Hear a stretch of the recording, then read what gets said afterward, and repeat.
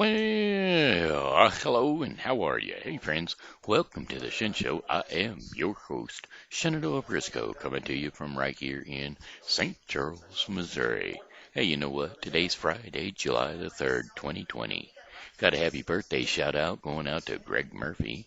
And so, without further ado, here's a birthday song for you. Hey Greg, I heard it's your birthday today. So happy birthday, I must say. Yeah, I know you're 1 more year older today, so happy birthday to you today. I said, hey Greg, I heard it's your birthday today. So happy birthday, I must say. You know you're just turning 1 more year older today, so happy birthday to you, I say. And many more. You cha-cha-cha-cha-cha. Also got some Facebook poke shout outs going out to Dana Jennings and Amanda Sue Little. Thanks to the two of you for poking me, and now I am poking you. Alrighty, alrighty, alrighty. How about some weather for the St. Charles viewing area? Brought to you by Family First Home Healthcare LLC.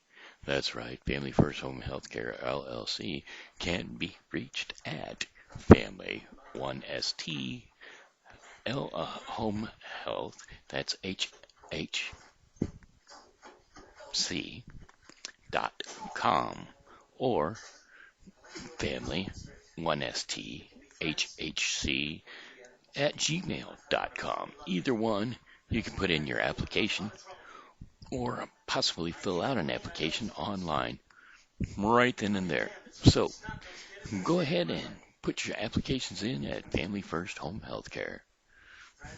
Okay, today's weather forecast is tonight, July the 3rd, partly cloudy with lows around 69 degrees Fahrenheit, and winds are going to be light and variable. Northeast at 2 to about 2 miles per hour.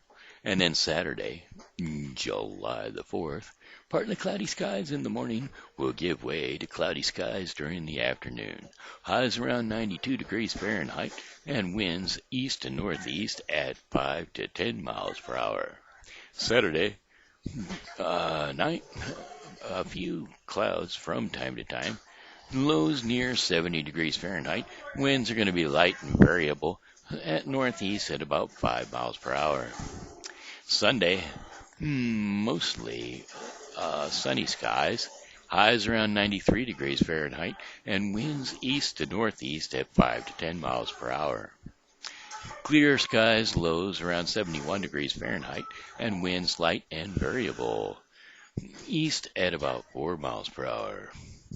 Monday, July the 6th. Mostly sunny skies early and then scattered thunderstorms developing later in the day. Highs around 91 degrees Fahrenheit. Winds light and variable. Chances of rain 40%. Partly cloudy with lows around 72 degrees Fahrenheit and winds light and variable. South to southeast at 4 miles per hour. Tuesday, July the 7th, mostly sunny skies. A stray shower or thunderstorm is possible. Highs around 90 degrees Fahrenheit and winds light and variable. Partly cloudy skies with lows around 73 degrees Fahrenheit and winds are light and variable overnight. With wind speeds at south to southeast at 4 miles per hour. So here we go. And then Wednesday, July the 8th. Except for a few showers or a few afternoon clouds, it's going to be a mainly sunny day. A stray shower or a thunderstorm is possible, but we're going to have highs around 94 degrees Fahrenheit and winds south to southeast at 5 to 10 miles per hour. Then mostly clear skies overnight, lows around 73 degrees Fahrenheit, and winds light and variable, south at about 5 miles per hour. And so there you have your 5-day forecast brought to you by Family First Home Healthcare LLC. That's Family 1STHHC.com or Family First at gmail.com. Alrighty. How about some Bruno the Bear info? Yes, Bruno the Bear has been trying to make a trek from Wisconsin, probably down to southern Missouri, where there seem to be more black bears. And so his trek is um, paying off. He's working his way through Ellsbury. Yes, sir, that's right. Yesterday he was spotted in Ellsbury, Missouri, and let's see. An Ellsbury, Missouri police officer spotted a black bear along a dirt road while patrolling Wednesday night. It turns out the black bear is Bruno. He first was seen in Wisconsin on May the 10th, then crossed into Illinois a month later and is now in Missouri. Along Bruno's way, people have been taking pictures of his journey and posting them on Facebook in the group called Keeping Bruno Safe. The group grew from 300 members to over 27,000 members in less than a week. Some of the founding members of the group believe its growth could be due to the fact that the people are looking for someone or something to cheer on in 2020. Dan Zergler with the Missouri Department of Conservation said that they learned about Bruno a few days ago. He said that if you see him, consider yourself lucky. Snap a picture, report his location, and give him plenty of space. Zergler said, don't approach the bear or feed it. Zergalera says that it's not uncommon for bears to travel across the state of Missouri during this time of year. The young male bears often travel to find their territory and a mate. Bruno has traveled further than just across the state, though. Missouri is his Facebook group said that they are looking into Bruno if Bruno is setting a record for the longest migration by a black bear. So as Bruno moves on through the Show Me State, we hope to continue keeping him safe, cheering him on, and watching nature take its course. And so there you go, there you have it. Let's give an update for today's sighting of Bruno and see how he's doing. Let's see. Today it looks like he's getting a little tired. Yeah, he's been spotted. Bruno, let's see. Well, let's see. I just saw a post here somewhere. Come on now.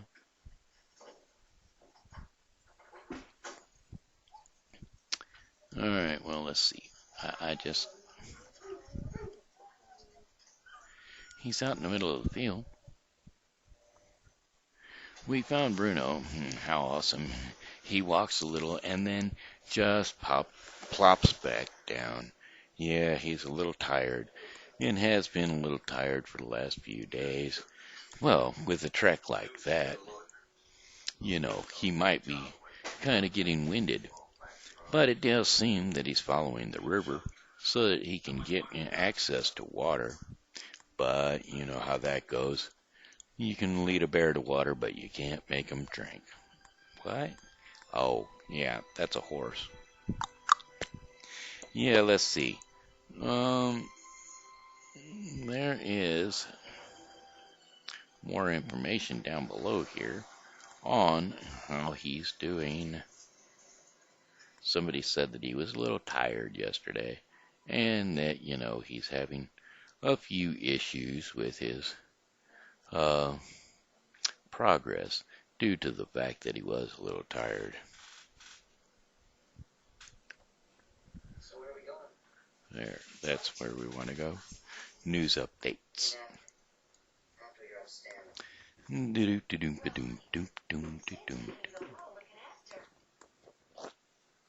Well, they're not giving me any updates. Alright. Let's see what we can do. Members videos about. Nope, not seeing anything. So we're okay. That's where we're going to leave it. How about let's go ahead and do our story time. Today's story is another fairy tales by the Brothers Grimm. Today we're going to do The Wolf and the Seven Kids. There was once an old nanny goat who had 7 kids, and she was just as fond of them as a mother of her children. One day she was going into the woods to fetch some food for them. So she called them up and to her, called them all up to her and said, "My dear children, I am going into the woods, and so beware of the wolf. If once he gets into the house, he will eat you up, skin and hair and all. The rascal often disguises himself, but you will know him by his rough voice and his black feet." The kids said, "Oh, we will be very careful, dear mother.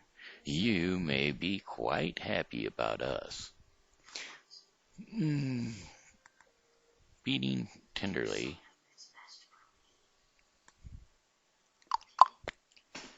you'll be very happy about us.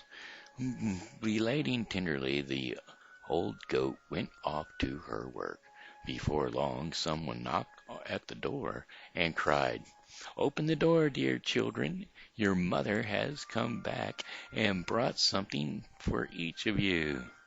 But the kids knew quite well by the voice that it was the wolf. "We won't open the door," they cried. "You are not our mother. She has a soft, gentle voice, but yours is rough, and we are quite sure that you are the wolf." So he went away to the shop and bought a lump of chalk, which he ate, and it made his voice quite soft. He went back, knocked at the door again, and cried, "Open up, children. Dear children, your mother has come back and brought something for each of you." But the wolf had put one of his paws under the window sill, where the kids saw it and cried, "You open the door, dear children." Oh, kids saw it and cried, "We won't open the door. Our mother has not got a black foot as you have. You are the wolf." And then the wolf ran to a baker and said, I have bruised my foot. Please put some dough on it." And when the baker had put some dough on his foot, and he ran to the miller and said, strew some flour on my foot." And the miller thought, "The old wolf is going to take somebody in," and he refused. But the wolf said, "If you don't do it, I will eat you up." So the miller was frightened and whitened his paws, and people are like that. Now the wretch went for the third time to the door and knocked and said, "Open the door, children. Your dear mother has come home and has brought something for each of you out of the woods." The kids cried, "Show us your feet first, and that we may be sure you are our mother."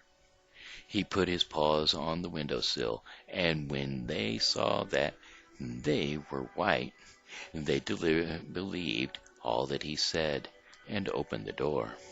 Alas, it was the wolf who walked in, and they were terrified and tried to hide themselves.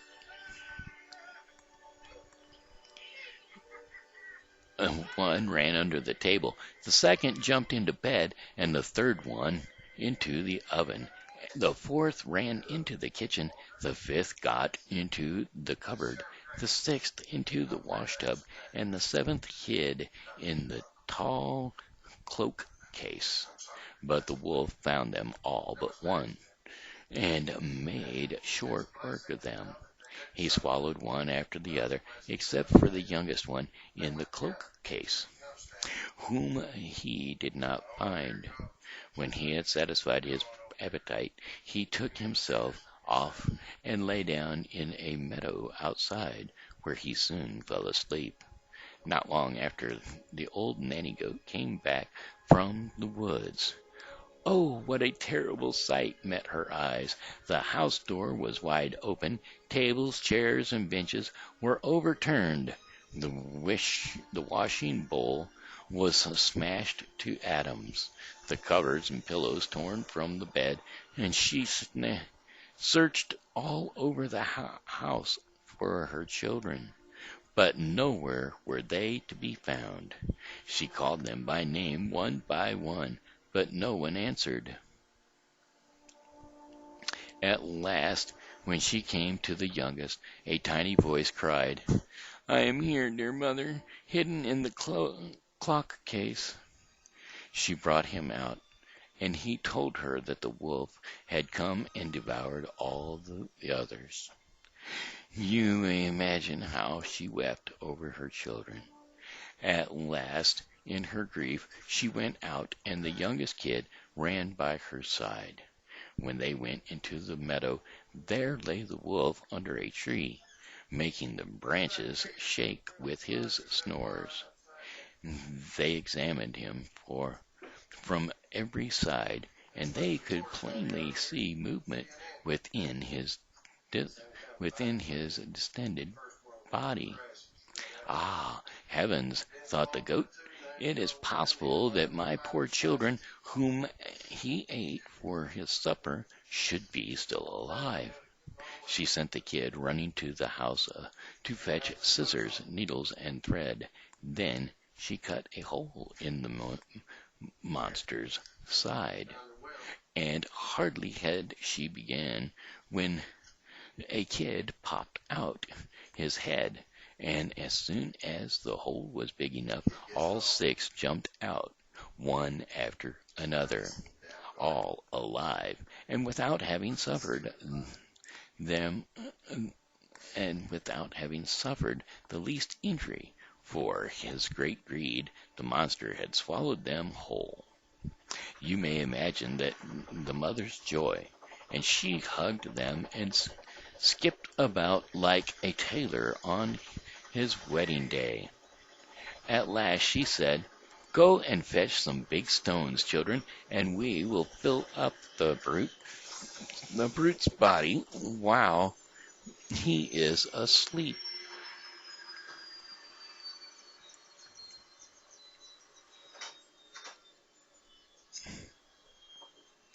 Then the seven kids brought a load of stones as fast as they could carry them, and stuffed the wolf with them till he could hold no more.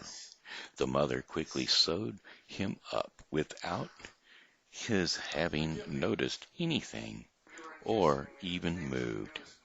At last when the wolf had his sleep out, he got up, and as the stones made him feel very thirsty, he wanted to go and to the spring to drink. But as soon as he had moved, the stones began to roll about and rattle inside him. Then he cried, "What's the rumbling and tumbling that's set my stomach a grumbling? I thought it 'twas six kids, flesh and bones. Now find it's not, but a rolling stones." When he reached the spring and stooped over the water to drink, The heavy stones dragged him down, and he was drowned miserably. When the 7 kids saw what had happened, they came running up and cried aloud, "The wolf is dead! The wolf is dead!" And they and their mother caped and danced, capered and danced round the spring in their joy. And so there you have it. That's story time for the Shen Show. Alrighty, looks like it's time for our portion of the program called Our Daily Bread. Today's Our Daily Bread portion of the program is today's Daily Bread portion of the program is brought to you by none other than the Bible with Briscoe 2020. Yes, the Bible with Briscoe 2020 is a daily reading of the Bible to be read completely within 1 year. Today's daily reading is going to be Job 25 through 27 and Acts 12. So that will be the the Bible with Briscoe 2020. All right, let's see the daily bread portion of the program. Yeah, the devotion today is just a spark. Yes, just a spark is all it takes. You could even start a forest fire with just a spark. Anyway, I am not allowed to read that portion of the book, so you'll have to just find yourself at odb.org and press on the daily devotion so that you can, too, go on and read the daily devotion. Now, I will be able to read the Bible verse that goes with the daily devotion because, why, it's the book of God, and the book of God is not copyrighted.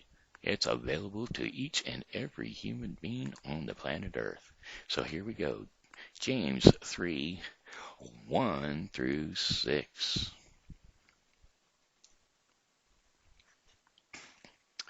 Not many of you should become teachers, my fellow believers, because you know that we who teach will be judged more strictly.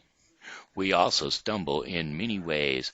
Anyone who is never at fault in what they say is perfect, able to keep their whole body in check. When we put bits into the mouths of horses to make them obey us, we can turn the whole animal. Or take ships as an example. Although they are so large and are driven by strong winds, they are steadied by a very small rudder wherever the pilot wants to go. Likewise, the tongue is a small part of the body, but it makes great boasts. Consider what a great forest is set on fire. Consider what a great forest is set on fire by a small spark. The tongue also is a fire, a word of evil among the parts of the body, and it corrupts the whole body, sets the whole course of one's life on fire, and it's set on fire by hell. Okay, that there was the daily reading of the Bible, of the daily bread portion of the program. And so therefore, that looks like the end of the show. The daily Bible with Briscoe was brought to you. The daily reading of the daily bread portion of the program is brought to you by the Bible with Briscoe 2020. Don't forget to tune in to the Bible with Briscoe 2020, which is a daily reading of the Bible to be completed within 1 year. All right, my friends, I got one song for you tonight, and that would be, well, goodbye, my friends, it's time to go.